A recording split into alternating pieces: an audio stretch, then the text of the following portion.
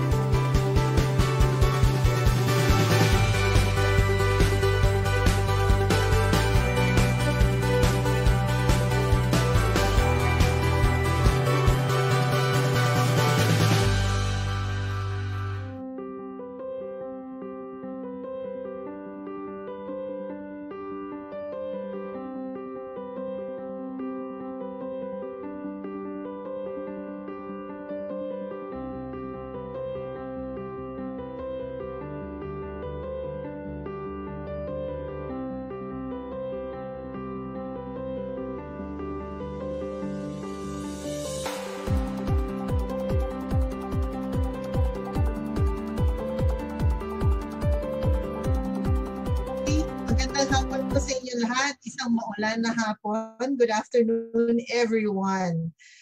At this is a very nice day again for us to share with you a lot of information at mga things that which is very important for us to learn a lot. No? Punong-puno yung hapon natin ngayon. We have three able and very respectable speakers, no, for this afternoon. Our Doses of Good Governance, Rising Above the Challenges, Strategies in Coping Up with the COVID-19 Pandemic. Ako po si Ami Hernandez. Magandang hapon po sa inyong lahat. I'd like to thank first our partners for this afternoon's Doses of Good Governance.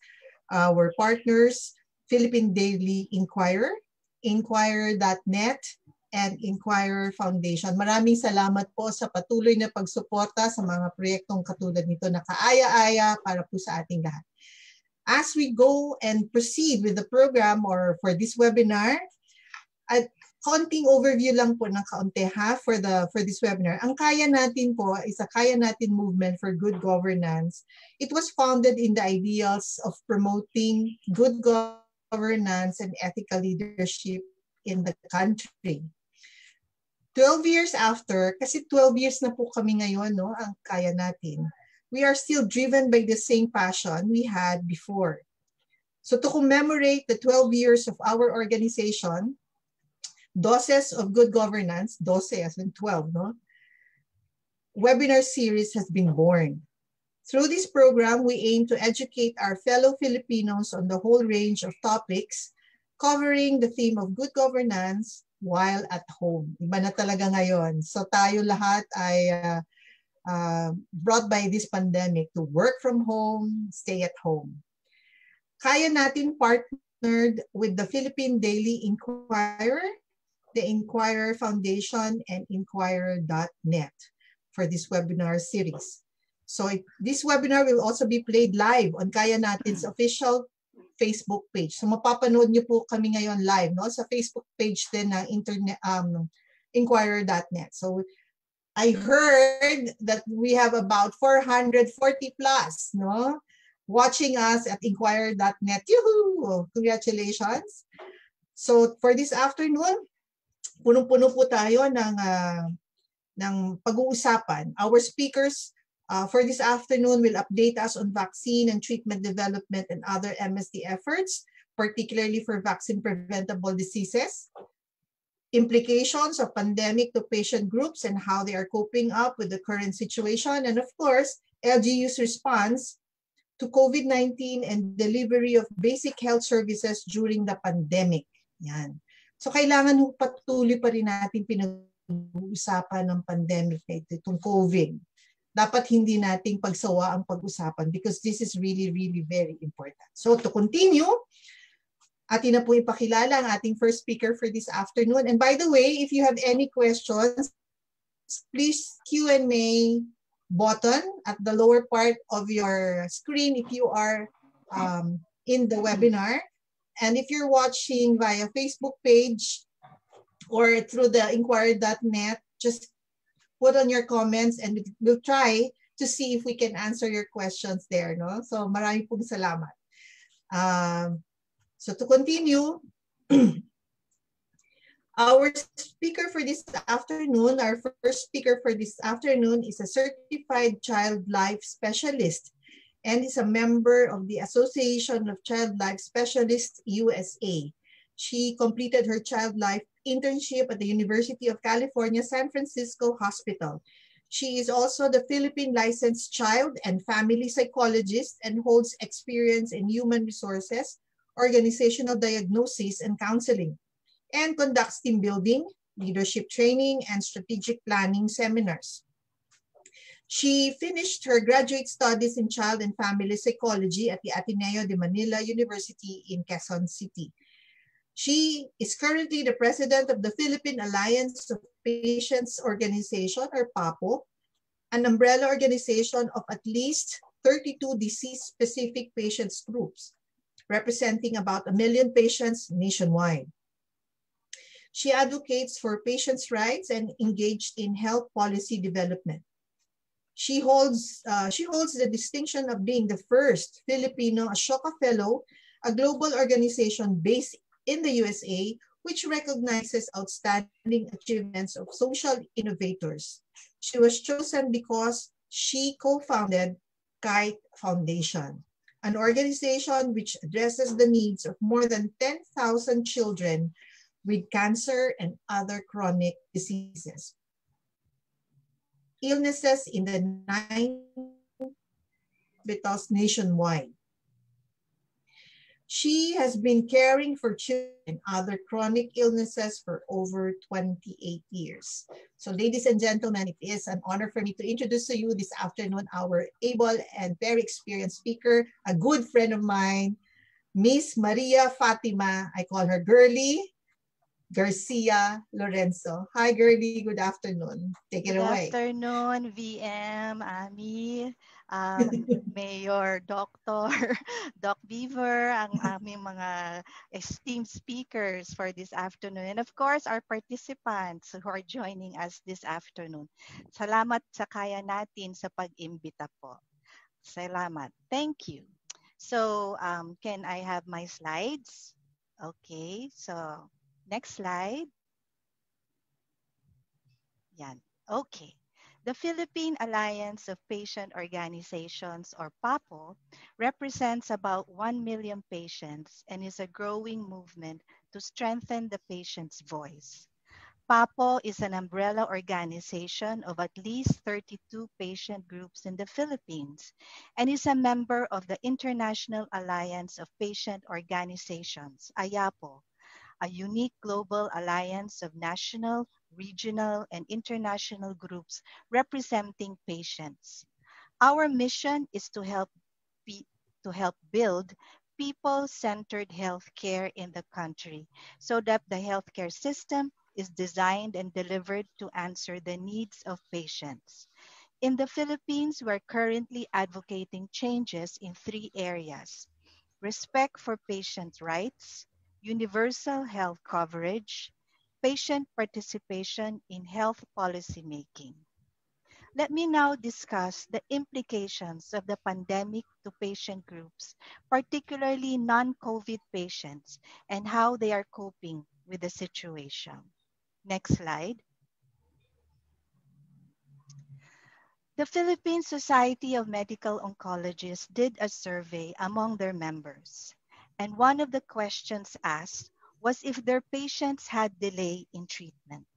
The survey showed an average of 93.48% of their patients had a 1 month to 2 months delay in treatment. Next slide. And when asked if they had cancer patients who deteriorated or died because of not being able to seek urgent care in the hospital, 73.91% of the doctors said yes, they have patients who have died, and they call these patients collateral damage. Delay in treatment and dying are the biggest impact on patients. What are the reasons for the delay in treatment? Next slide. Lack of safe transportation vehicles for patients. We all know buses and jeepneys were not allowed during the first months of the pandemic. There were some buses for frontliners, but none for patients with chronic illness or non-communicable diseases. So how did the patients cope? They relied on their barangay leaders and mayors to provide ambulances to bring the patients to the hospital or treatment centers. PAPO, Cancer Coalition of the Philippines, and other patient support groups recruited volunteers who were willing to drive for the patients from their homes, then to their treatment centers and back. Next slide. Another cause of delay in treatment is the lack of medicines in the treatment centers within the patient's community. Since there was a lockdown, the patients could not move out of their community to purchase their necessary medicines. And some medicines which pediatric cancer patients needed for chemotherapy were not immediately released from customs due to the pandemic. In one patient group, they needed to destroy 5,000 vials with an estimated cost of 22 million pesos of donated medicines because it had expired. The patient leaders could not distribute these to their members due to the lockdown. So how did the patients cope? Patients helping patients. Patients shared information either through Viber chat groups, FB Messenger, or where to get medicines which were nearest to their homes. Next slide. There are patients who belong to the no work, no pay sector. These patients experience the double burden of not having money to eat a decent meal 3 times a day and no money to buy medicines. How did they cope? Some patients resorted to online selling of goods such as food, masks, etc. Kite Foundation launched a campaign called Food for the Kids, wherein the foundation downloaded money once a month to their adopted patients so the family could buy, store food, and not go hungry. Next slide. Another impact on the patient groups is risking their lives to get financial assistance. They would get up early in the morning to line up with face masks and face shields at DSWD. They would get their 10,000 subsidy at around 5 p.m. PCSO offered online application, but feedback from patients is that the portal gets full by 8 a.m. How do the patients cope? They share tips on how to log on, like try at least 5 times the whole morning, or they give each other a list of senators who accept subsidy applications online. Next slide. Another impact on patients and the general public is the effect on mental health. The Cancer Center for Mental Health reported an average of 200 calls a day. Natasha Goldborn Foundation reported an average of 72 to 138 calls a day since the pandemic. How do the patient groups cope? We have regular kamustahan sessions. We have a mood meter where we ask our members how they feel, from 1 as being very sad to 10 as being very happy. No judgments, no analysis. We just listen to one another. In KITE, we have transitioned to tele-child life services, digital celebrate life parties, and the volunteers prepare personal activity kits which they send to the hospital. Next slide. The pandemic delayed the implementation of the National Integrated Cancer Control Act, or NICA. The Philippine cancer community believes that if the Cancer Advisory Council had been in place, then this group would have immediately set directions and guidelines on cancer care during the pandemic and may have saved many lives. The Cancer Coalition of the Philippines and the Cancer Network have written to the Interagency Task Force and DOH to identify the members and activate the advisory council at the soonest possible time. We hope and pray this will be realized by the end of 2020. Next slide. The implementation of the universal health care has also been delayed due to the pandemic. The patients and the general public need universal health care now more than ever. The pandemic highlighted the need to strengthen the local health service delivery network. We saw how the government practically left it to the mayors to address their constituents' needs in the time of the pandemic. During the Senate consultation on universal health care, Papo gave a statement urging government not to delay the implementation of the universal health care any further.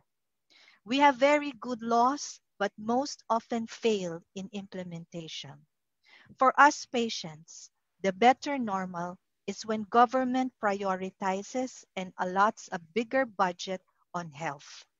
We also recommend documentation of LGU's best practices responses to COVID-19 so we can learn and prepare for future pandemics. Thank you. Vincent. Thank you. Thank you, Girly. Very informative situationer from the hospital point of view. So, ang daming nangyari, no? Ang daming naapektuhan. And truly, the ones affected directly are also patients, no, by this pandemic. Yes, So, double Girly, whammy you VM. mentioned about actually several delaying delaying factors when this pandemic happened. Actually, transportation, the out of stock of the medicine, no money of the patients to buy, and then they're risking their lives to get financial assistance. Alam mo yung financial assistance, wala nang pandemic noon, mahaba ng pila eh. What more ngayon, no? Correct. And of course, the mental health. And then we have the delay of these councils that should have been done even way ahead. So what is PAPU's directive now? Now that we are still in this pandemic, and hopefully there's a direction to be set. So what do you think is the next move of PAPU now? What we're doing now, VM, is we are forming coalitions with other patient groups, with other like Healthy Philippines Alliance, with Citizen Watch, with Cancer Coalition Philippines, because the more of us, the more voices hopefully the government will hear us and listen to us, that we want, at least for the Cancer Control Act, to activate the advisory council. And more importantly, the universal health care. That if they hear that more and more people are clamoring for the implementation of universal health care, then they will act. Okay. And last but not the least, my question now is, do you have any plans of, let's say, talking to, what is the directive now of PAPU? Who would you want to speak to in order for these plans of your or projects to push through? If we can talk to President Duterte and he can make things happen, then so much the better. There you go. So we are really calling on to the president to take a second look on this concern by PAPU. No? It's really very alarming that patients are affecting patients. So itong pandemya, yung mga pasyenteng may chronic illnesses na hindi naman nakakahawa, especially the cancer patients, yung yung mga nagdadialysis, no? Those are the really ones Correct. affected. So, maraming salamat, Curly. Any last words or sharing for us, for our audience Well, right I now? just want to reiterate to the government and to everybody who's listening here, help us advocate for the implementation of the National Integrated Cancer Control Act and the Universal Healthcare Law. Maraming salamat. Maraming salamat. So there you go. We're calling on government. Look into this. This is very important as well. So this is a health problem that we are in, and the only solution that we need to do is really address the health problem by what Girlie just mentioned. Maraming salamat, Girlie, for this afternoon. Stay put. Baka may humabol na mga questions for you. All right. So thank you very much. So as we move forward, ladies and gentlemen, if you still have questions, please feel free to click on the question and answer button, and we'll take note of your questions. And for those listening via internet, via FB, no?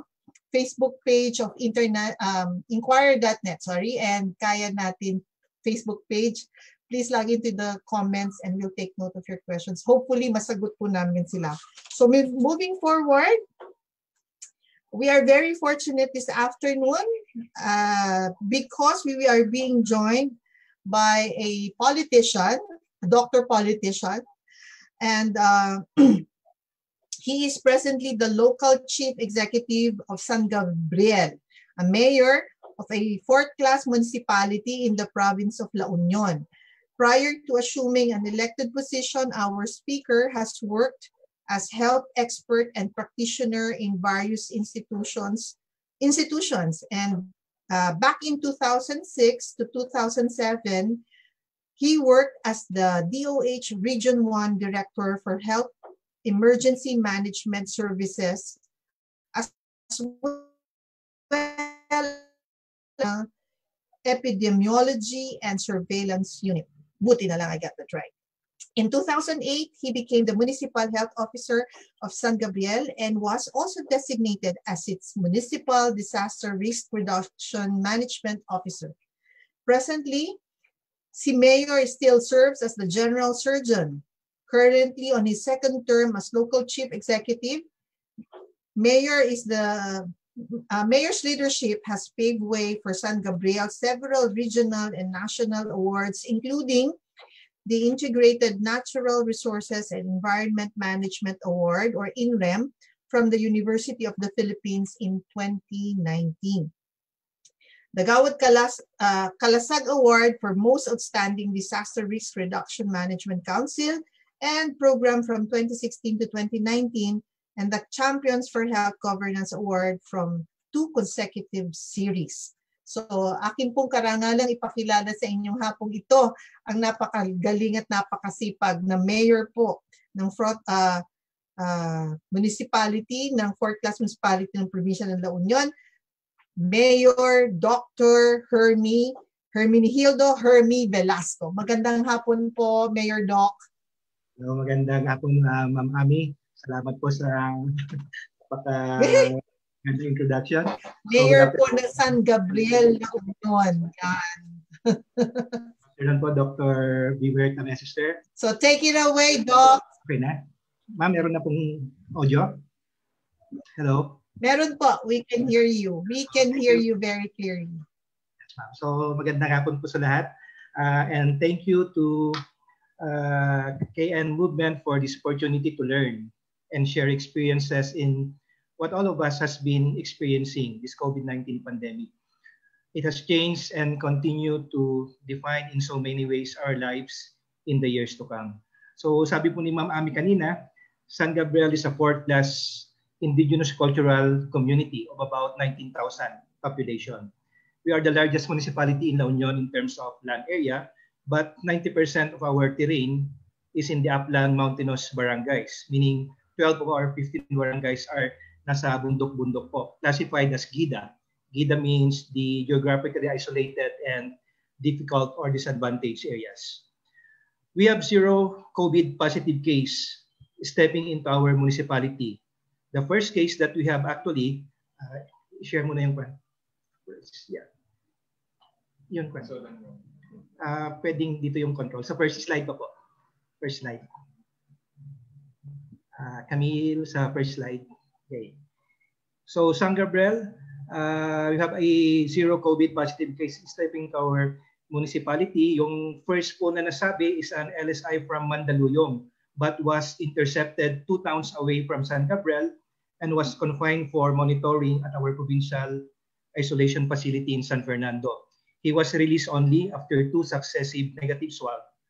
To this day, no confirmed C19 positive was reported inside po our municipality. So I am presenting po a response framework from our municipality. I did away po yung usual na presentation po because I know more or less as na local governments, we have the same programs that are being implemented, especially with the funding from the national government and the health programs. So I prepared, next slide po. I prepared po a framework on the significant steps we have followed in this continuing journey through the pandemic. Lessons in governance studies which have been applied variously through the years and which come in handy in our present situation.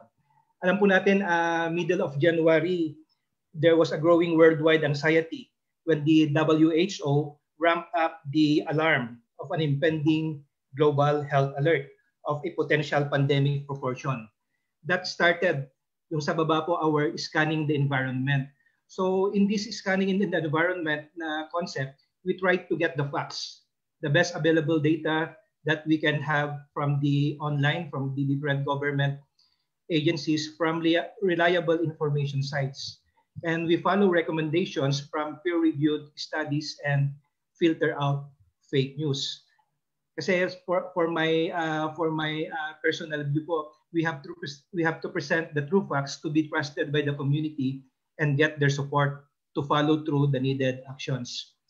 It pays to have a constant communication even with your colleagues who may know something I have probably missed or have not yet reached me personally. Even with the right people, for this instance, our municipal health officer who have the latest guidelines and latest knowledge on the COVID-19 in terms of medical facts, the behavior of the virus, transmission, and everything. Ang information na i-share po niya could affect certain decisions. And for me, this is a empowerment tool for our workforce. For the second po, yung setting the war room. During this pandemic, as in other programs, that place I called War Room will be a place where all discussions, collaborations, and compromises are being discussed by our strategic management team. The spectrum of supporters and potential antagonists or adversaries are defined in the War Room.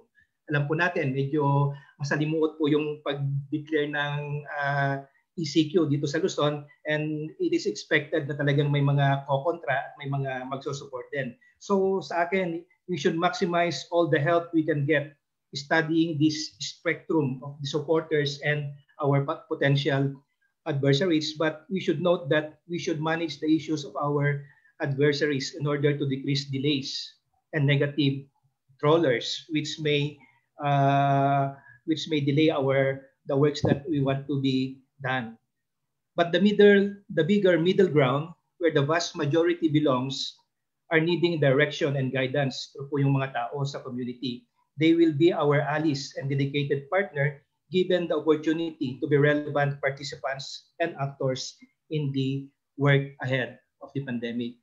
So with this po, with a clear landscape of the challenge facing us and knowing the resources, yun nga po yung mga spectrum of our supporters, we establish and organize the core group, which to me will distribute the workload and gives me more time to focus on other important matters. And notable po dito is my observation that a critical position of a focal person who will become the information bank for public access in an escalating situation where many unverified informations, news, orders, galing daw ganito, may possibly abound.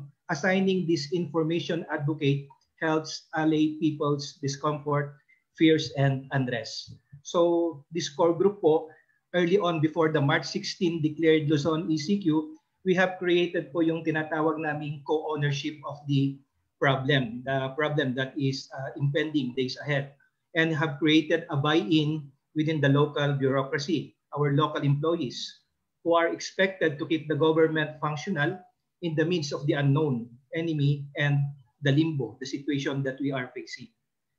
So part of our bigger team po is the barangay workforce, who are the people who are on the ground, very vital allies in our pandemic fight. Even before the March 16 declaration, an orientation review on a previously initiated pandemic preparation, yung sabi po ni Ma'am Ami kanina, during my stint sa Department of Health Region 1, we were preparing actually 2006-2007 for a H1N1 avian influenza to become that expected pandemic, but na-delay nga po, it came 2019. So during that time, in 2008, it was my first year as Municipal Health Officer, I was already orienting our community on a possible pandemic. And this created a widening ground of support, which is very important in the weeks ahead.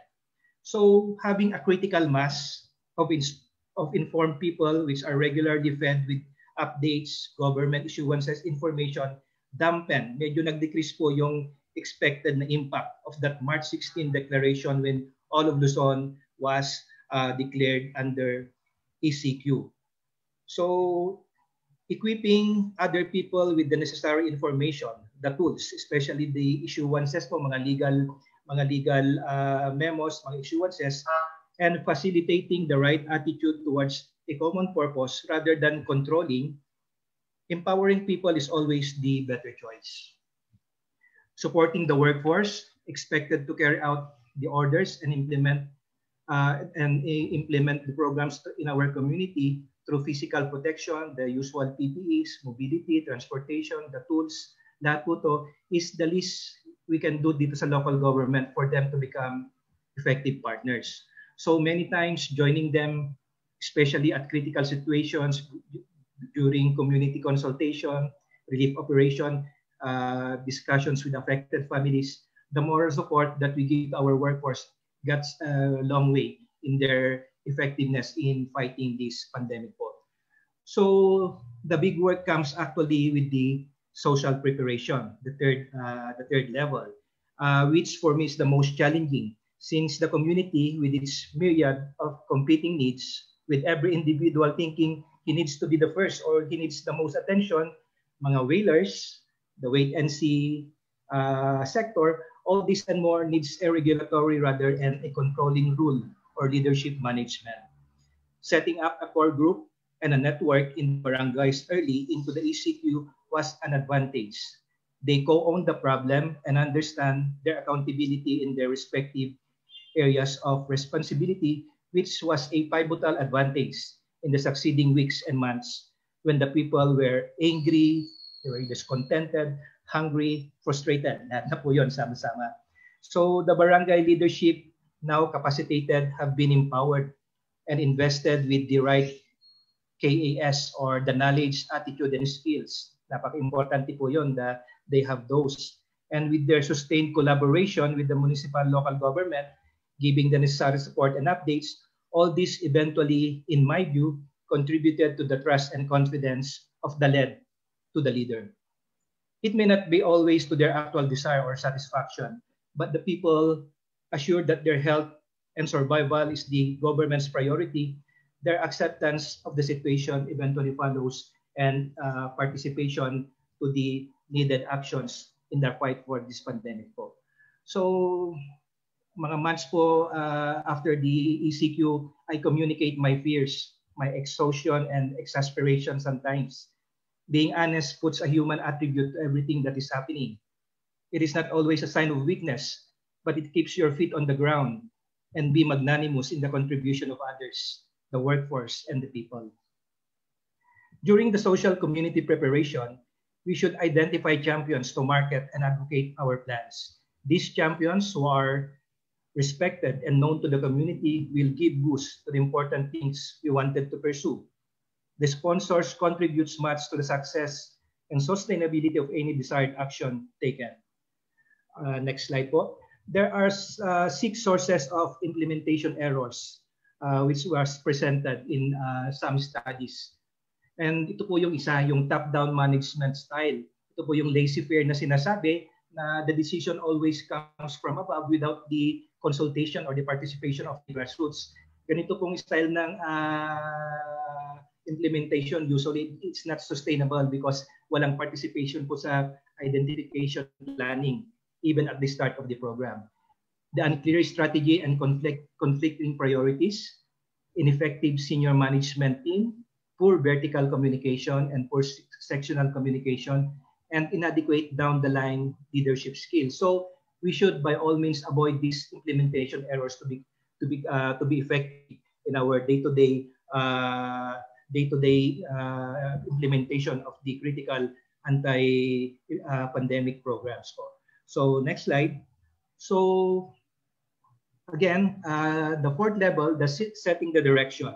So setting my municipality in a vantage position to a visualized future into the new normal calls for setting a strategic position.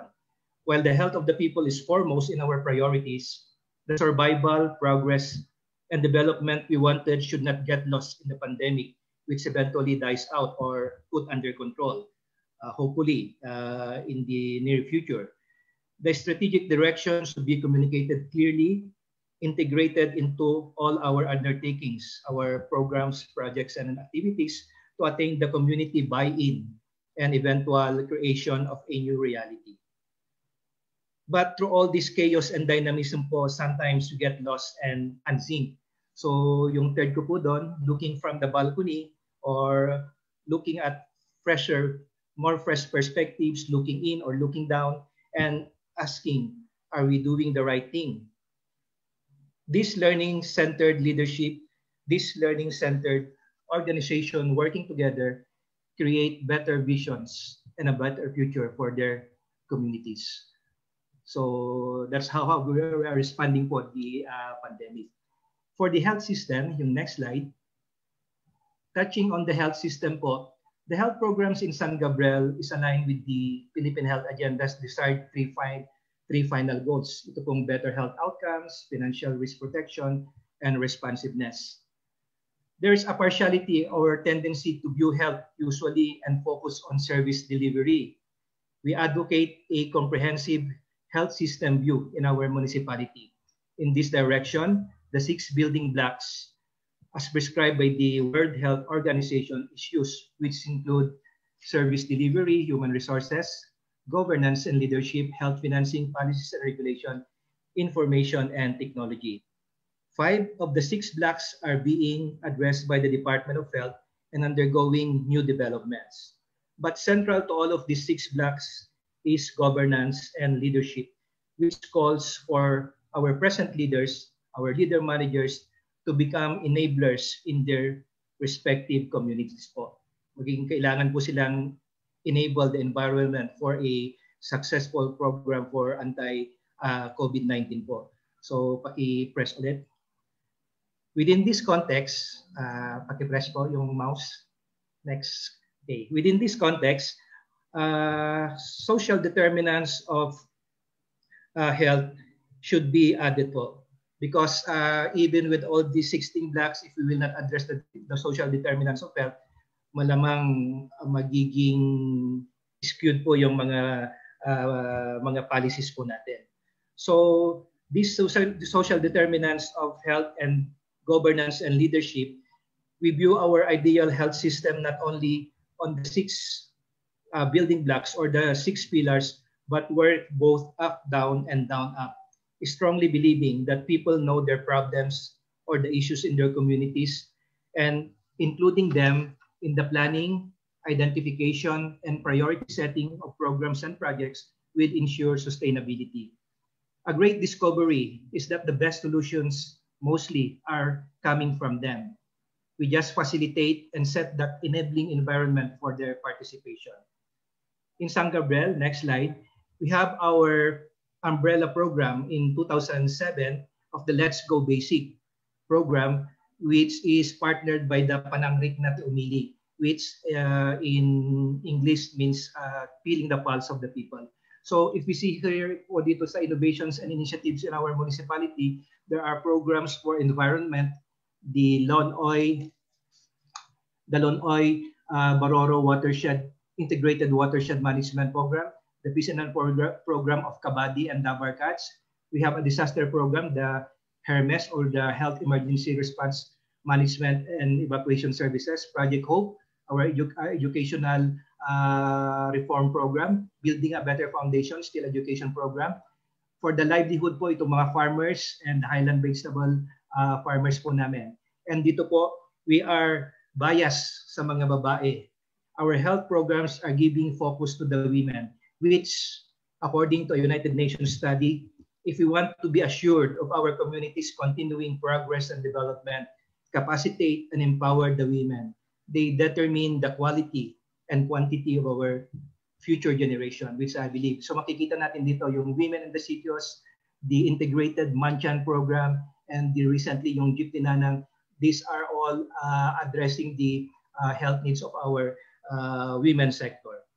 So within this context, part of that looking down, next slide, part of that looking down from the balcony application is to recalibrate our direction and adopting good governance principle to improve our health system.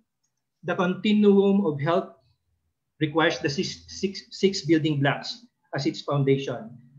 But good governance to the sustainable development goals and community-based initiatives and innovations combined is hope to tip the balance in favor of a healthy and productive community.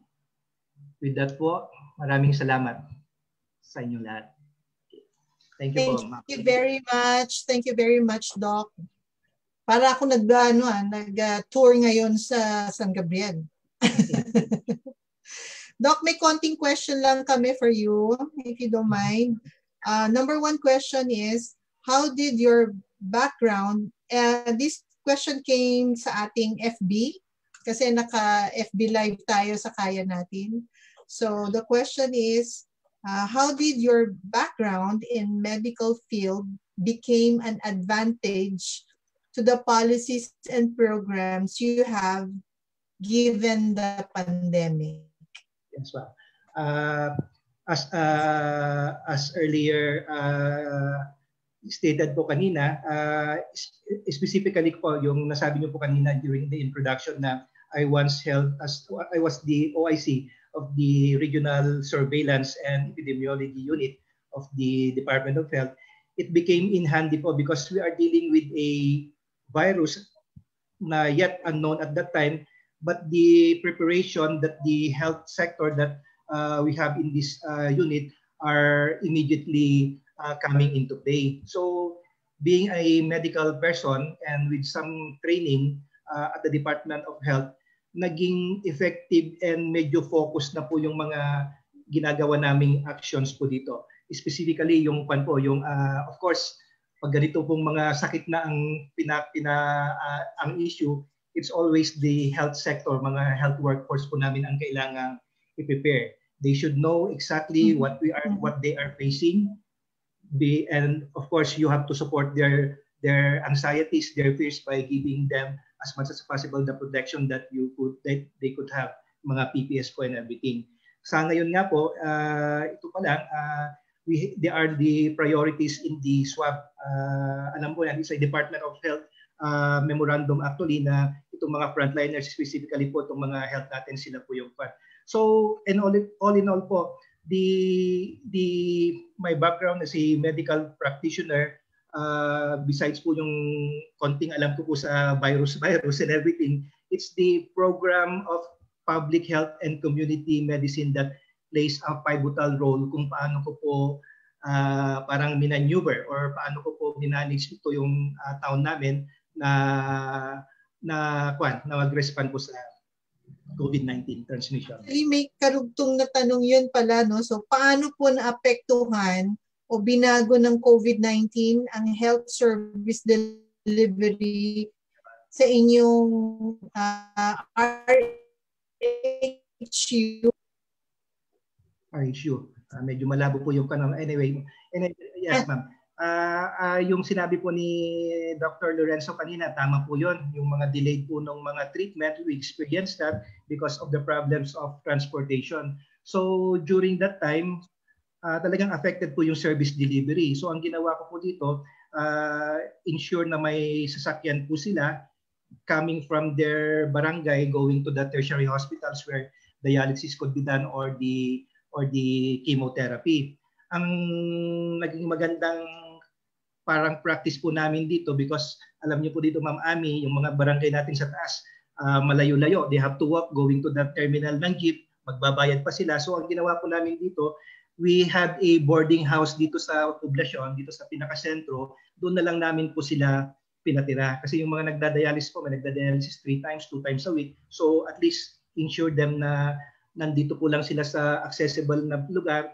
They are away from their families whom they can infect kung sakali, because we know that a comorbidity like them na talagang mahina, silang makapitan ng sakit.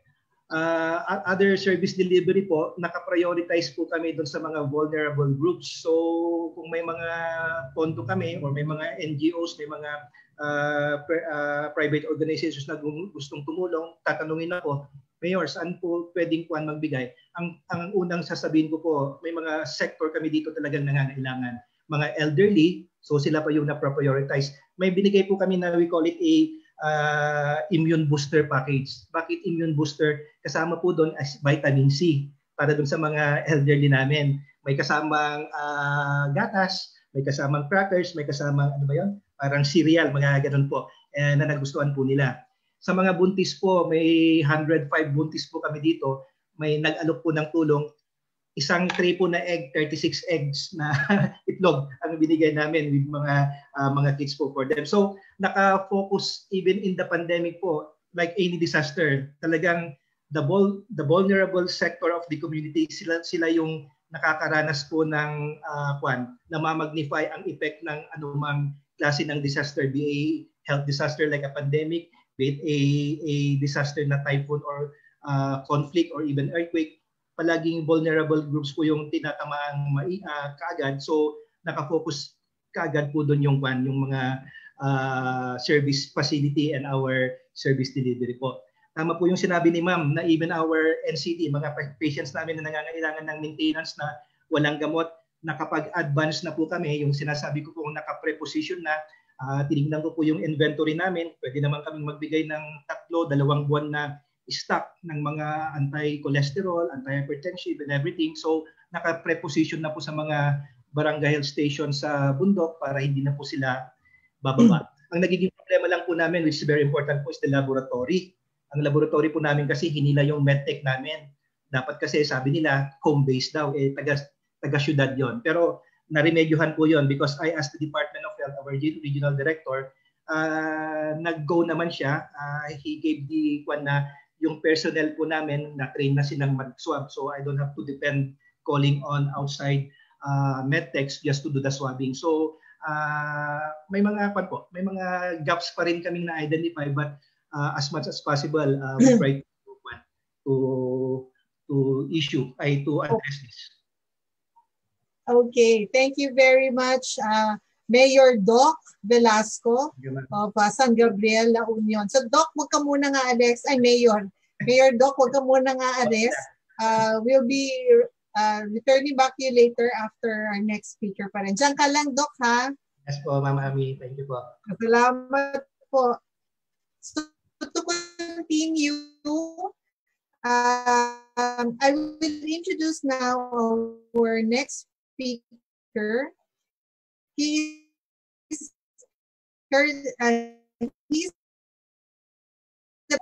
a cardiologist by training and joined as director. He then switched to the commercial side, serving as business unit director for the portfolios of cardiovascular, metabolic, bone, and joint specialty, and market access. Dr. Beaver also held position for the Asia Pacific region as regional marketing director and acting country manager of MSD Vietnam. He assumed country leadership of MSD in the Philippines in 2013. He received his medical degree from the University of the Philippines, completing his residency in internal medicine and fellowship in cardiology at the Philippines General Hospital, and a research fellowship at the St. Louis University in St. Louis, Missouri, USA. He is widely published in the areas of stress testing, nuclear imaging, and structured treatment approaches for diabetes mellitus. I hope I pronounce it correctly. He is currently serving his 5th term as president of the Pharmaceutical and Healthcare Association of the Philippines, or PHAP. So let me just check. So on that note, kagalang-galang, no? Ang ating next speaker, a good friend of mine. Ladies and gentlemen, our able and very expert in the field of medicine, our speaker, Dr. Beaver Tamesis. Thank you. Hi, Thank Doc. you. Thank you very much for the kind introduction. Kagalang-galang. Go ahead. I wonder if I can live up to that. Of course. Anyway, you have always been idol. I mean, like following those two awesome speakers kanina, I mean, like I don't know how well my talk will go. Anyway, so ito, we were talking about, at least as a topic, the strategies and how we can address itong pandemic natin that we're facing right now. So let me talk to you about what my company or MSD is doing and how we can actually do or contribute locally also. Next slide. So just so that you know about what MSD is all about, we are over a century old. We've been inventing to solve some of the most greatest challenges to people's health and well-being around the world. At hindi kami nagtitipid when it comes to research and development, right? We spend like $9.9 billion a year just on research, all right? We have about 71,000 employees scattered throughout the world. We operate in over 120 countries and territories across the world. Next slide. Now, we have a ton of experience when it comes to infectious diseases. In fact, if you look into the 1940s, you'll see streptomycin, which I'm pretty sure a lot of us are familiar with. And then all of these vaccines na developed namin through the years, including also HIV treatment and then new vaccines, particularly in the 2000s. So really, we also been developing new antibiotics and new antivirals. We are a very active company in the infectious disease space. So naturally, itong pandemic na to called upon us to bring our expertise to bear. Next slide. Especially when you see a curve like this, where talagang non-stop ang mortality associated with this particular disease. I think globally, we're already past 1 million cases of deaths per year. So this is really something we have to address very quickly. Next slide.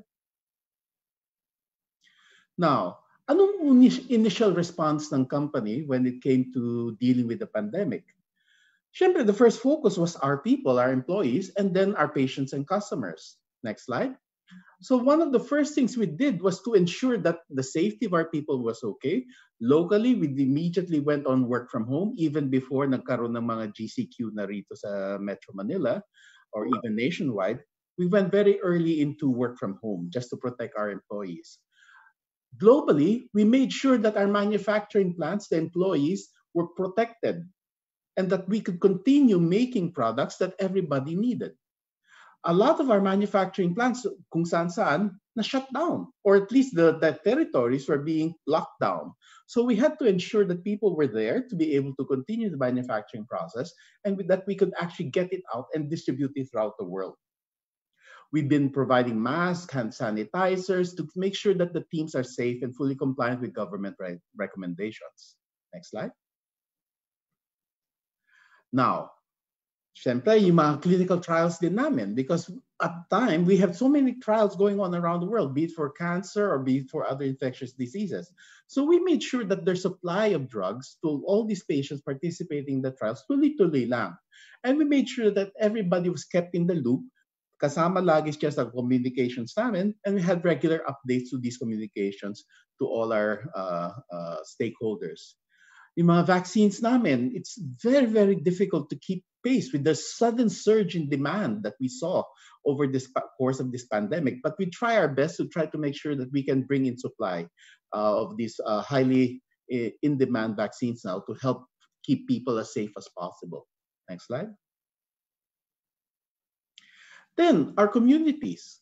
Siyempre, after we made sure that our own people were safe, we focus on the communities. What can we do for our communities? Next slide, where we operate. And that is where we actually put in a lot of effort, including voluntary donations from our own employees. As a company, globally, we've donated more than $30 million for COVID relief efforts. But even here locally in the Philippines, MSD as part of the PHAP, or that I also concurrently head, we were able to provide matching. We matched whatever our employees donated, the company matched it, and we donated a total of more than 2.5 million pesos worth to meet the needs, medical needs of at least 10 hospitals to make sure that they could actually continue to serve, particularly at the height of the COVID panic. At the start of March, April, May, grabe talaga nun. I think if you all recall, that was the height of the pandemic impact to us. So we made sure that we could donate and make sure that we could actually supply the hospital with their needs during those times. Next slide. And then PHAP, we were able to organize the industry so that an industry association, we actually came up with this tagline that we will not rest until we have helped fight and beat back this pandemic. So all of us, all the member companies really rallied behind this particular campaign. Next slide. And as a total, the whole industry, we were able to donate something like 120 million pesos in cash, kind, and other product donations to help really mitigate the impact of the pandemic upon the hospitals, upon the healthcare professionals who were the frontliners in this particular battle. Next slide. So yeah, aside from that, of course, we're participating in all our mother companies' efforts in terms of developing treatments, developing vaccines. So many of us are actually participating in clinical trials that our international principals have already initiated. Aside from the vaccine trials that we have begun, we went through all our libraries of books or of molecules just to see which ones had potential activity against the virus.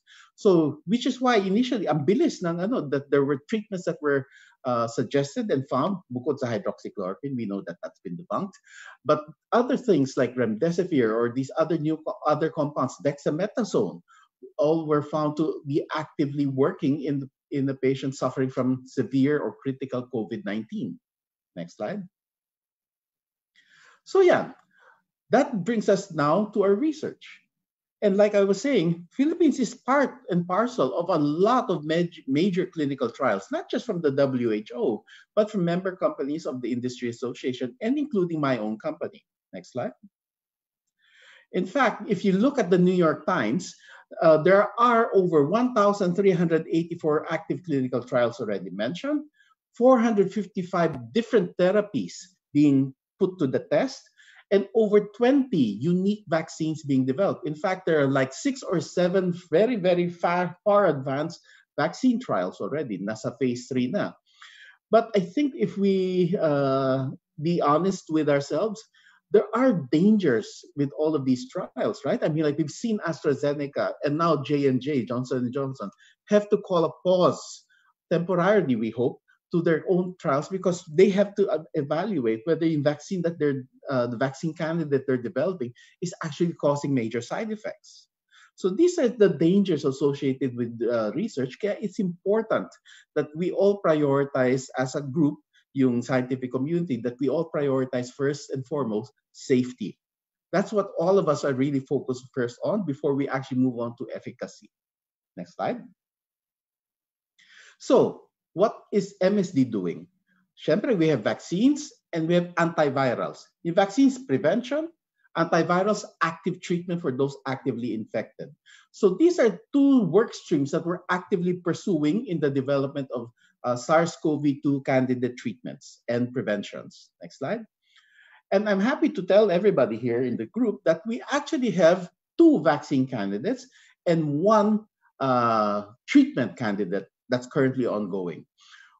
in collaboration with Ayavi, which is the same company which helped us develop the Ebola vaccine in record time, less than 5 years, using the recombinant vesicular stomatitis virus, very complicated word. Ito yung ginagamit natin ngayon that we're actively pursuing this particular candidate for a vaccine. Hopefully, it's a single dose, unlike the current ones, which are already far advanced. Those are 2-dose vaccine regimens. We believe kasi that the best way to control pandemics dapat single dose lang para magkaroon kaagad ng immune response yung recipient. There's another vaccine that we're also looking at. This one naman based on the measles virus, because the measles virus is highly contagious, right? And it actually brings the potential vaccine into the bodies of the patients so that hopefully we can generate an immediate immune response. And then for treatment naman, we have this collaboration with Ridgeback, a company that developed and discovered this particular treatment. We think it's actually going to be very effective as an oral, not just an intravenous treatment for patients who have been infected. And we're going to study it from the mild outpatient type patients to the severe patients who are confined in the hospital. And hopefully we can actually demonstrate that it is both safe and efficacious. And clinical trials are already ongoing. In fact, the Philippines were trying to participate in some of these trials so that masimulan na rin natin dito and our patients actually get benefit. Next slide. So yeah, I mean, like all of this is born also about from all of the global commitments and global tools that have been pulled together, be it COVAX, be it NIH Active, be it Accelerator, the Hyper Speed or Warp Speed initiative of the US government. All of these really bring forward that dapat collaboration will be essential to bring an end to this pandemic. Next slide. So we are fully committed, by the way. I mean, like, it's not just we're going to charge you a ton of money, which I'm sure you're all thinking about how much this is going to cost. We are committed to make all of these treatments and vaccines affordable and accessible to everybody who needs it. Limitation na lang would be manufacturing capacity. All right? So which is why it's important that the government participate in the COVAX mechanism of the WHO so that we can allocate across the world as soon as we can and at least get a sense of how much we can bring into every country who actually needs the product. All right? So with that, we must definitely continue to work on building resiliency and capacity to address this pandemic and prepare for the next outbreaks. Because guys, this is not going to be the last pandemic. I think the coronavirus has been implicated already in 3 potential global pandemics. First was the first SARS over 17 years ago that came out of Hong Kong. The second was the MERS-CoV, which came out of the Middle East. And now we have this, the SARS-CoV-2. Who's to say that walang fourth coming soon in the next 5, 10, 15 years? We have to be ready today. Next slide. So with that, this is what our CEO has committed to. The pandemic clearly underscores the essential role of MSD in the biopharmaceutical industry in addressing these great health challenges. Ultimately, scientific and medical knowledge will help overcome this, but we must continue to trust and invest in breakthrough science, and which is what we continue to do as a company. Next slide. So with that, thank you very much for your kind attention. Thank you very much, Doc Beaver, Dr. Tamesis. Maraming salamat. Very informative as always, di ba? So, Doc, may konti lang kaming question for you. Kasi MSD being a global company and really participating very closely in this vaccine manufacturing and then eventually implementing it. How long does it take to develop a vaccine? And then how long does it take to do a trial? And then how long will it take to implement? So totally to ilang dekada to, Doc? Normally, without a pandemic, 10, 15 years. Oh, wow. Ayan. Normally without a pandemic. The Ebola outbreak in the Congo, we were able to bring a vaccine out highly effective vaccine, more than 100% efficacious at the time that it was first developed, in a record time of 4 years. 4 years. That was already with Ebola. This time around, people have been talking about 18 months. That's being if everything goes well. Yeah. But we have already seen what could happen with the J&J vaccine and the AstraZeneca vaccine candidate. So nabiglang na pause because in their huge clinical trials, they're actually picking up potential side effects that they have to assess if that's really drug vaccine induced or just minalas lang. And these are 60,000 patients involved in a single trial. So these are huge trials really to run. Oh, ang hirap. So, are we talking of 15 years that we are in this pandemic? Di naman siguro, because really, I think the leading candidates now from coming out of Moderna and Pfizer are progressing very nicely. But the earliest that they can start reporting out data is probably going to be at the end of this year or early the first 2 months next year. And if it looks good, then potentially they can ramp up manufacturing, and hopefully we can have a vaccine at least approved by the WHO or maybe the US FDA sometime before the end of the second quarter next year. Arrival into the Philippines, maybe at the end of the third to fourth quarter of 2021. So yeah, I think we need to hang on for another year and a half. So we have to continue all of these health protocols, use of face masks, washing frequently with hands, and the physical distancing. This is going to be our lifestyle for the next year and a half. For next year and a half. Yeah. So we're looking at something like early of 2022 or mid of 2022, thereabouts. Wag naman sana. Anyway, yeah. So si Dr. Mayor Velasco, Mayor, may COVID cases ba ang San Gabriel right now? Do you have any COVID cases? No COVID cases for San Gabriel, ma'am. Actually, wala pang nakapasok na positive dito. Yung mag-isang positive lang po kami nung July, 4th week of July, hindi siya dumating dito na positive. Yung nga po yung na-intercept siya and then nakapasok na siya, negative na po siya for so wala, zero. Saan mo siya na-intercept? 2,000 away, ma'am, sa Bawang.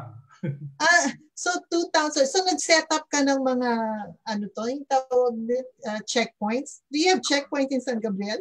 Yes, ma'am. We have that. But the good thing here po, ma'am, is dahil sa awareness na po ng community about all these things, ang nangyari po nito, it's a 31-year-old man na carpenter dyan sa Mandaluyong.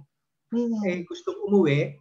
Ayaw ng pamilya niya dito sa amin dahil alam nila, marami dyan. Pero nagpumulit umuwi. So in short, tinimbre ng father niya, tinimbre sa amin yon. It started a cascade of many contacts hanggang na-intercept na po. So it's a very big factor po kung ang community po is makikipag-cooperate. They can do that if they know what to do. Informations. Yeah. Okay. Girlie, with Papu, with this pandemic and patients, both COVID cases and then the regular hospital patients, how's the status now of our hospitals when it comes to admissions and those in the hospitals? Kaya pa ba ng ating mga hospitals ang ating mga cases ngayon? With private, they have already established some protocols. So they have COVID wards and non-COVID wards, and also with some of our government hospitals. But you can't help it once the frontliners are infected. So you can't help it na talagang lockdown yung ward. So it has happened in some of our partner hospitals. So nakakaawa kasi that's continuous swabbing yung mga frontliners, siguro halos every 2 weeks, ganyan. And then Oo, and then pag kailangan talaga i-lockdown yung ward, so nila-lockdown yung ward. So walang makapasok ng new patients or non-patients. Ganyan ba? So it's a struggle up to now, and correct si Doc Beaver na we can't let our guard down. We Yeah. have to really keep up with all the protocols for COVID.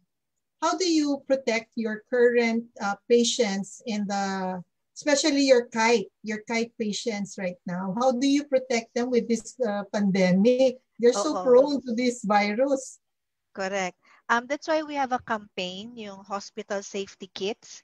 So regularly yon. So we provide hospital safety kits for our patients in our partner hospitals. And I know some NGOs are doing the same thing. They constantly replenish the hospital safety kits of the patients and their families and the caregivers. Okay, so that's good to know.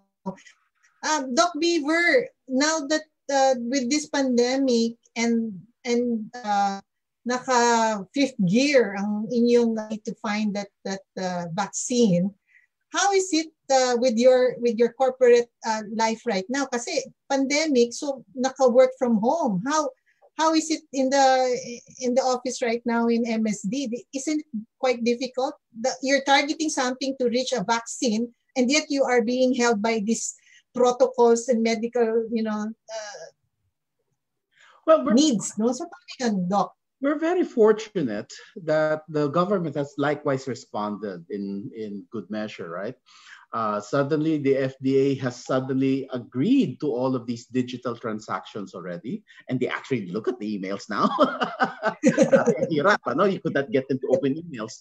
So a lot of the business that we can do with our regulators can be done now online. So our people can continue to work from home if necessary, and they just come to the office when they need better, say, bandwidth para sa mga conferences like this or something, right?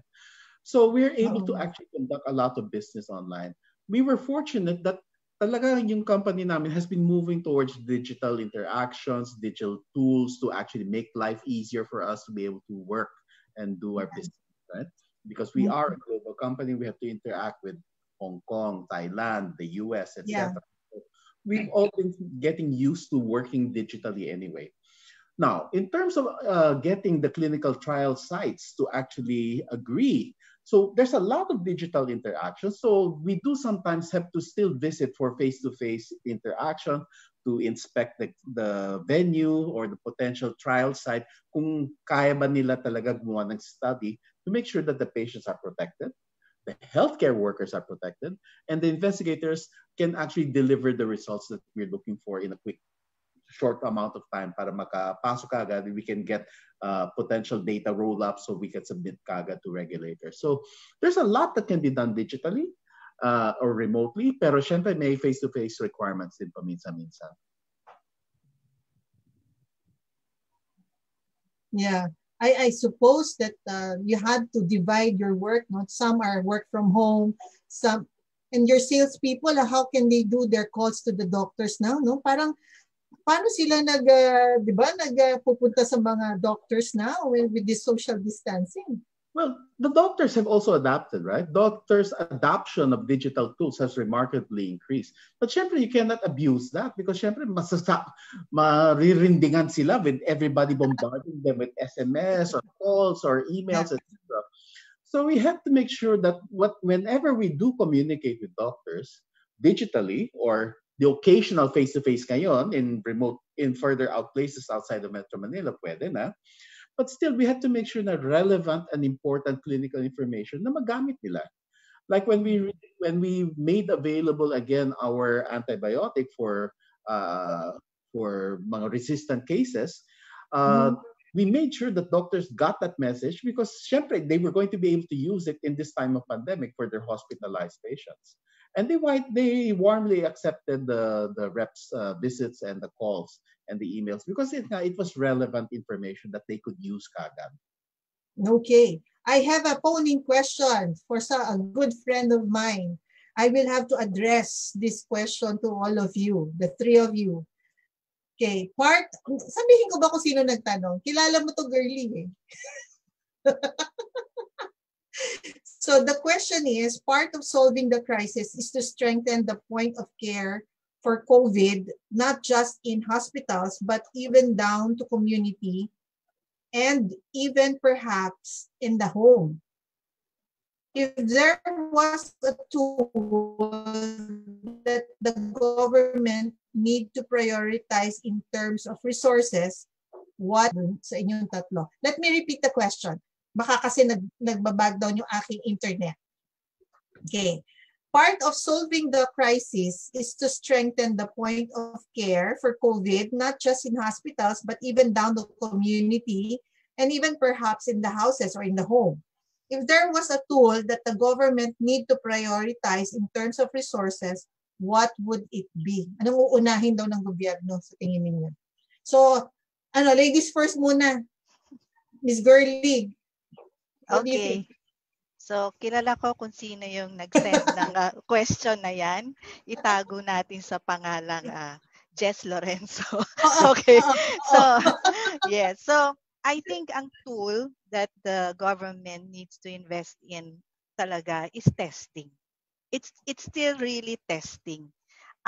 Because without the proper testing and patient or the public access to testing, yung affordable testing, our numbers, our cases will continue to increase. So that's my answer. I hope the government will rethink, reevaluate, and still prioritize testing kits, affordable testing kits for our public. Thank you. Affordable and reliable, no? Yes. Parang nalito yata sila dun sa rabbit. Okay. So next, sino mauna? Beauty first before years of service o paano? Beauty na muna. Si Mayor Hermie. Mayor Hermie, beauty daw. Okay. I agree po with Dr. Lorenzo, yung testing po din talaga because particularly dito po sa amin, we are balancing yung health ng community vis-a-vis rin yung kailangan ng ibangon yung economy. Otherwise, even with the support funding from outside sources, talagang mahirapan po yung community. But saying this po na kailangan po yung testing, there are levels of care na hindi kakayanan po dito sa community namin. So, ang ginagawa lang po namin ngayon, we have this so-called isolation facility, the temporary treatment and monitoring center na ni-require in all government units. So, gaya po namin dito, I have a 16-bed facility where we are already observing those who are just waiting for their results po ng swab because it's still the swab po yung golden diagnostics na ginagawa. So, for the future po dito, in terms of this particular sa pandemic fight natin sa health side lang po, besides po yung testing po siguro, is capacitating our local government units. Wala po akong hotel gaya ng ibang mga first class or the cities na they can convert into mga ganyan, mga isolation facilities. Hindi naman po pwede yung covered court namin kasi knowing po yung behavior ng virus, so maraming transmission ang pwedeng mangyari. So yung pan po ng government testing, yes, and yung facility po at least to separate po yung mga possible na potential, yung mga tinatawag nating mga TUMs, mga PUI po. But in general po, yung nasabi ko kanina, health system po yung 6 building blocks, yung mga social determinants po na while we are addressing po the health of the community, I think we still have to consider po yung mga iba't ibang sectors, yung iba't ibang sectors po, education, livelihood, mga everything po that eventually, kung hindi po kasi na-address yun, the health system is mahina, no? So with that po siguro yun ang identification sa atin. So thank you. Thank you Mayor Velasco, thank you. And ano yun, years of service last but Sige, Dr. Tomesis, Well, I mean, like, I your think turn. everybody's got it right? Testing should have been always number one. The unfortunate thing is, in all of this is, of course, 2020 hindsight already because kind of lampas na, no? But the overconfidence that we had at the time in January, where we only had one national testing laboratory. Just remember this. In January, we had only one. Vietnam had 3 in January. By the end of March, they had 105. Tayo, when did we hit 100? Sometime in June? So it just goes to show that there was a really lackadaisical attitude when it came to testing and making testing widely available. But aside from testing, once you've identified a subject who is potentially a transmitter, you need to trace all their contacts. Yes. Up to now, we still barely hear anything about contact tracing. And that's aside from, of course, quarantining, be it in a hotel facility or in talaga lock the doors in their own homes. And then finally, before getting to treating. So we could still do better. Actually, even today, we can definitely do better, particularly now when it comes to tracing. Para malaman That's right. natin potentially exposed so we can shut down the transmission. Because the virus is stupid, right? Simple lang naman ang virus eh. Ang gusto lang ng virus, may malapit na ibang body, warm body to welcome the virus. So if we can isolate the potential transmitter and potentially all those who were given the virus, we can break this transmission. That's right. That's very correct.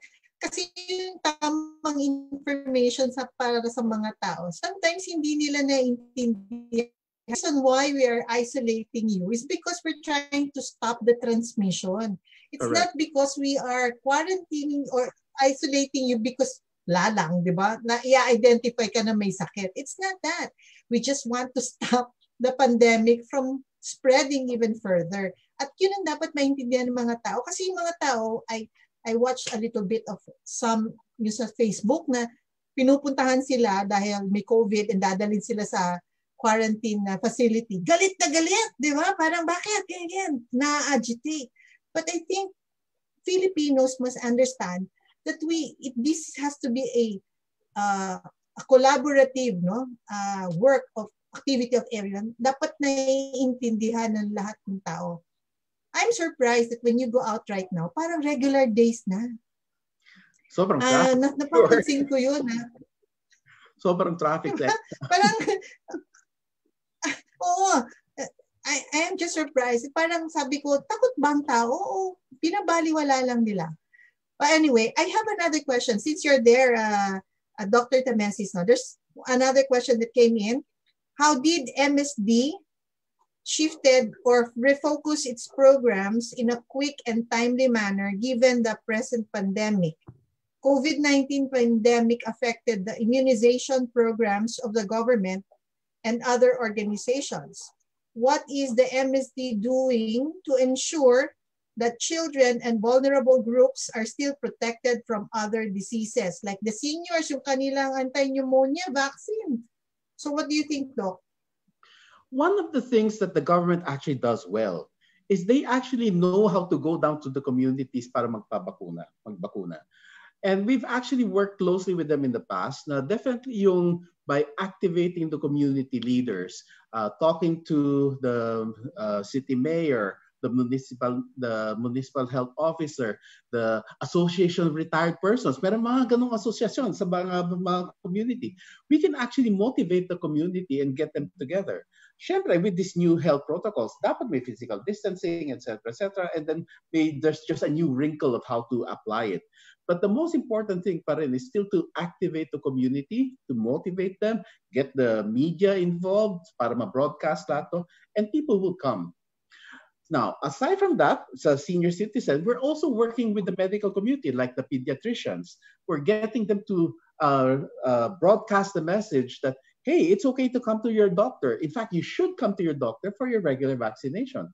So we're helping them put together these campaigns para at least get the message out there sa publiko na, hey, hospitals are relatively safe.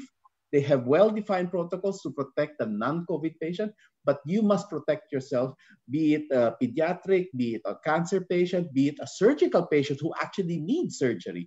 Come to the hospital, the doctors know what to do, and the hospital will protect you. Correct. Meron pa nga follow-up question dito, Doc.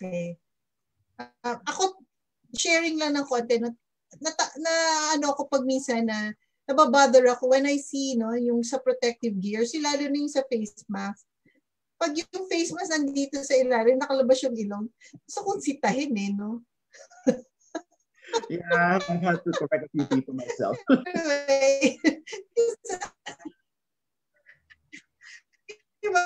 The Filipinos must learn how to wear their face mask. Pag hindi nasa baba, di ba?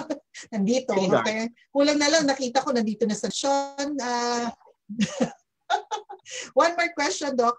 Since isang taon pa po bago magkaroon ng COVID-19 vaccine sa Pilipinas, more or less or thereabouts, ang paggamit po ba ng therapeutics medicine ay makakatulong sa pag-suppress ng COVID cases? Right now, ang really proven already that may benefit are two drugs, remdesivir, right, which is an intravenous drug, and then yung dexamethasone or steroid for the really, really critical patients. Of course, with high flow oxygen, isolation, etc. So at least may treatment na ngayon.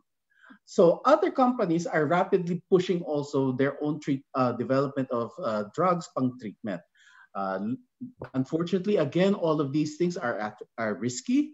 Lilly, was it yesterday or this morning, there was news that they had to pause also their own clinical trial for an antibody.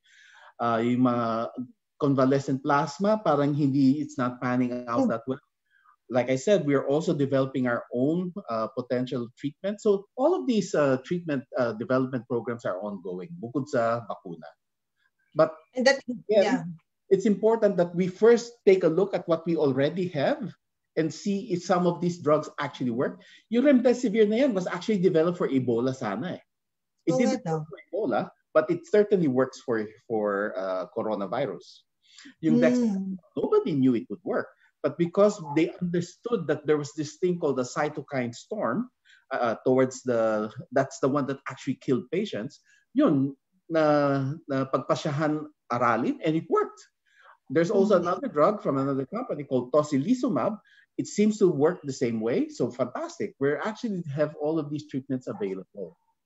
So treatment today is so much stronger versus treatment back in March, April when the pandemic was just starting. So it's evolved, and hopefully for the better for patients. And that sounds so good for me na nag-improve na rin. So is MSD also looking into developing a drug na pwede ka nang maging superwoman o superman, hindi ka natatamaan ng kahit na anong virus? Are you into that, Doc? I would be first in line to get it. Pero so far wala. So far wala. We're not. Yung parang magnetic shield that when you drink your MSD medicine, okay, I'm good. I'm going to be strong. Diba? Hindi ko na kailangan ng bato ni Ding, bato ni Darna. Darna pala. So, tapos, parang gano'n, di ba, Doc? So, on that note, maraming salamat afternoon, but we're not yet through. Because this afternoon, we are very, very fortunate that we will be able to launch the pandemic's playbook, no? And my good friend and the Kaya Natin lead convener and executive director is here with us this afternoon. We're lucky to have him with his busy schedule. So I'd like to welcome our boss, Harvey Ke. Hi, Harvey. Hi, thanks, Ami. Thanks, of course, to our speakers, Doc Beaver, Mayor Hermie, and of course, my very good friend, Girly. Thank you so much for the time that you've given to us. We're very, very happy that Kaya Natin will be working again with MSD and of course, Papo for this pandemic's playbook that we are launching today. It's a playbook for mayors like Mayor Hermie. Pero si Mayor Hermie, baka hindi na kailangan to kasi expert na siya. Di ba? So it's a playbook on how local chief executives and local officials will be able to handle future pandemics or even this current pandemic in a better way. No? So alam naman natin the past few months, much of the work in terms of solving this crisis has fallen into the laps of our local chief executives o yung mga tinatawag natin mga mayors natin. We have seen a lot of mayors that have stepped up in this pandemic. We have seen a lot of mayors who actually have learned many lessons in terms of preparing better for future pandemics. In fact, some of the Metro Manila mayors have set up their own molecular laboratories. Whereas noon, wala silang much investment on those labs, on setting up health facilities. Now, it's very important to set up those facilities in order to curb this pandemic and future pandemics in the country. So MSD, together with Kaya Natin and the Philippine Alliance of Patients Organizations, will be developing this pandemics playbook for local chief executives starting this month. So what's the objective of this? We want to just summarize all the important learnings that the national government, the local government, and the private sector was able to deduce from this past 7-8 months ever since COVID-19 started. That is the first important thing. No? We want to get these best practices in terms of COVID-19 response, and we want to put them together in one playbook, which will also be uploaded into the Kaya Natin website and will also be downloadable from any place in the country and any place in the world. So our local chief executives now can have a copy of this anytime once this is developed, and they can actually read on these best practices so that when future pandemics do happen, and I'm pretty sure that Doc Beaver, Mayor Hermie, and Gurley would agree with me that this is not the last pandemic that we will be experiencing in our world today. The mayors who will be who have been through this pandemic and who will be learning from this playbook will be better prepared. Aside from this, it's very important to understand whether or not the public health systems of our LGUs can continue to respond to the other needs, to the other public health needs of our communities. Halimbawa dito, kamusta na ang immunization campaign sa mga bata, sa mga elderly habang panahon ng COVID-19 pandemic? DOH recently said that we might experience a measles outbreak if we are not able to continue with our immunization program. How are LGUs responding to that? Kamusta na ang mga oncology at cancer patients? Is there a clear response by the LGUs, by the national government in this time of COVID-19 to continue to deliver proper healthcare to these patients? Kumbaga, hindi naman natatapos ang ibang sakit sa panahon ng pandemic. One of the comorbidities that the COVID-19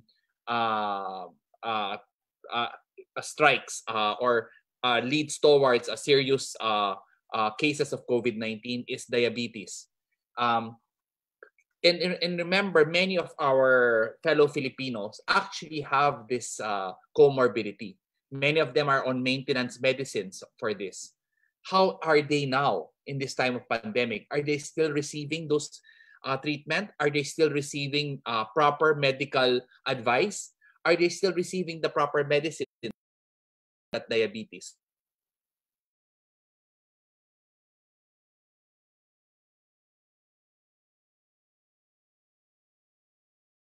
Services, how public health governance can continue to deliver these services to other Filipinos, not just those that are stricken by COVID-19. Next. So this is what we basically want to do. No, we want to, as I said, no, what are the lessons learned and valuable practices? What are the feedback from our various stakeholders? And that's why Gurley And Papo is very important here. Girly is wearing 2 hats. Alam naman natin, siya ang founder ng KAIF Philippines, one of the leading foundations that is helping cancer patients continue to get support. So we would like to really get feedback from Girly on that as well, on how are cancer patients being treated, how are cancer patients able to continue their treatment in this time of pandemic. And of course, ang kanyang organization, NAPAPO, which she also leads, we would like to ask the patients themselves, no? How is the government responding adequately or inadequately to their needs in this time of COVID-19? And then, of course, we have the likes of Mayor Hermy, which we will want to talk to, which we will want to ask. Kamusta? How is a small municipality able to continue to deliver public health services despite the pandemic? What are the innovations that Mayor Hermy has introduced in his locality? Because many of the areas all over the country are not as rich as the Metro Manila cities. Many of the areas are municipalities like Mayor Hermy. So if Mayor Hermy can share some of these best practices, I'm sure many fellow mayors all over the country can learn from them again. But if you look at it, marami naman tayong lumalabas na iba't ibang best practices, maraming sinusulat, pero gusto natin siyang ilagay sa isang lugar para one-stop shop ito. And this is the reason why we're launching this pandemic playbook for our local chief executives, for our mayors. So when this is launched, first quarter to middle of next year, we will be able to proudly say, now when you read this playbook, when you learn from it, you will be a better equipped leader, local official that will be able to deal with future pandemics and at the same time improve the delivery of public health governance and public health systems in your own LGU. So again, I'd like to thank, of course, MSD, Doc Beaver. Thank you so much for continuing this partnership with Kaya Natin Movement. I'd like to thank, of course, our speakers for today. Girly, thank you so much for agreeing to work with us, Papo. And of course, KAIF. I'd also like to thank Mayor Hermy.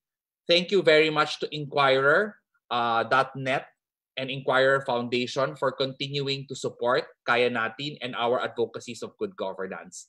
Thank you to Philippine Daily Inquirer for continuing to be our partner in bringing the good news of good governance and leadership with integrity to our country. Maraming salamat.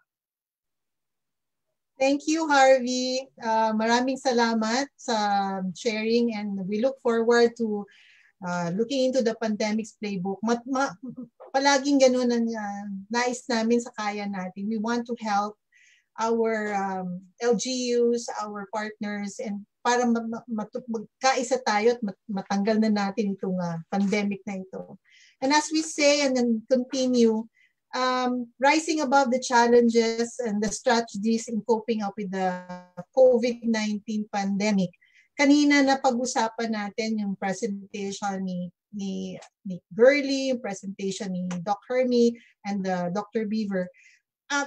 Marami yung nabanggit natin na ginagawa, and we are busy really addressing the issue of pandemic. Pero ito yung mga nag-strike sa atin. No? It is really a health problem. And we really need a health solution. But how do we do that? Nabanggit ni Girly that we really need to implement the institutions that will really take a very big role in addressing this problem. Yung National Integrated Cancer Control Council, kailangang maayos na yon. And of course, the strict implementation of the Universal Healthcare Law. Kasi sayang naman kung hindi natin ito gagamitin. And as we do that, we have to continuously talk and communicate and always have this webinar about the COVID-19. Huwag tayong makulitan because only in this information that, na patuloy nating malalaman at matututunan how we will be able to cope up with this pandemic. This is for the long haul. Pangmatagalan nito. And by talking and communicating how we will address this long haul of challenges that's ahead of us. No? So ano pa to? Malayo-layo pang laban, mga kababayan. And also, it cannot be addressed by the doctors only, by MSD only, by PAPU only, by the mayors only.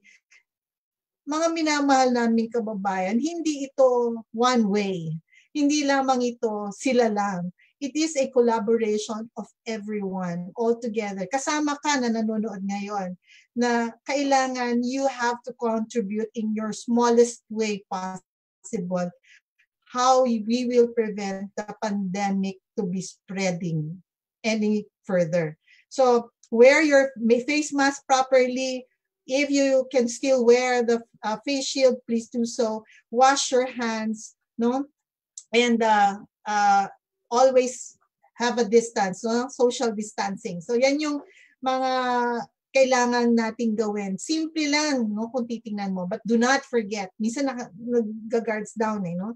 And last but not the least, like what Dr. Beaver was saying a while ago, it all boils down to safety. So pag natapos itong lahat ng ito, ladies and gentlemen, mga minamahal ng mga Pilipino, please continue to be on the safe side. No? Cleanliness always ang kailangan natin. So we are so fortunate to have these great speakers for this afternoon. We really learned a lot. And of course, this is not going to be possible without our partners for this webinar. I'd like to acknowledge again Philippine Daily Inquirer, Inquirer Foundation, and Inquirer.net. Maraming salamat sa inyong suporta sa Kaya Natin at sa ating Doses of Good Governance webinars. And a few reminders, ang susunod po naming webinar, abangan nyo uli, it will be on October 28. This time, protecting human rights in the context of the COVID-19 pandemic. So muli sa ating mga speakers for this afternoon, the President of the Philippine Alliance of Patient Organizations, Ms. Gurly Lorenzo. Thank you, Gurly. Huwag kang masasawa sa amin sa Kaya Natin. Also, thank you very much to our you're welcome. Thank you to our Municipal Mayor of San Gabriel, La Union, ang napakagaling at napakasipag na Mayor, Mayor Dr. Hermie Velasco. Thank you very much, Doc. Sumingit kami sa napaka-busy mong schedule. Thank you po. And last but not the least, our partners in so many ways in Kaya Natin, yung aming ang daming programs to bring down to the community. Nandyan palagi, maaasahan ng MSD, President and Managing Director of the Merck Sharpen Dome in the Philippines, Dr. Beaver Tamesis. Doc, thank you very, very much. It's been our pleasure and honor to work with you guys. Thank you. And also to our staff in Kaya Natin, Camille, thank you very much. Maris and Kent, maraming salamat for assisting us for this afternoon. Hindi ko kakayanin itong techie na ito kung wala kayo. Believe me. Kung wala ang ating mga KN staff, thank you very much, guys. Muli, maraming salamat po sa inyong lahat. Please wear your mask, stay at home, wash your hands, and social distancing. Ako po, si Amy Hernandez, ng Kaya Natin. Magandang hapon po sa inyo lahat. Thank you. Thank you. Thank you very much.